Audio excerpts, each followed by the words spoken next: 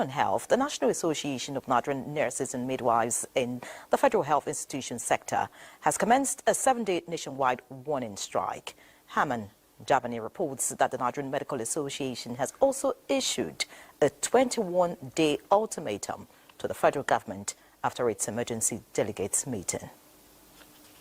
The National Association of Nigerian Nurses and Midwives had on July 14, 2025, issued a 15-day ultimatum to the federal government demanding immediate intervention to prevent a total shutdown of nationwide of healthcare services.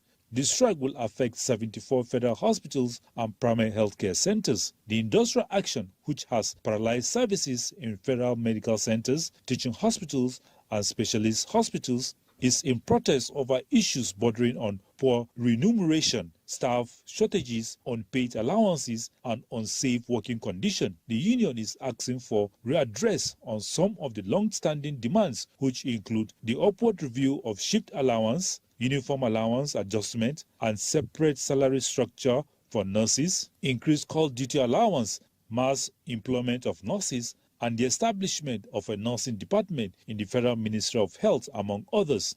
Peradventure, if nothing happens within the 7 days, of course, we are going to come back to work and then re-strategize, continue negotiation.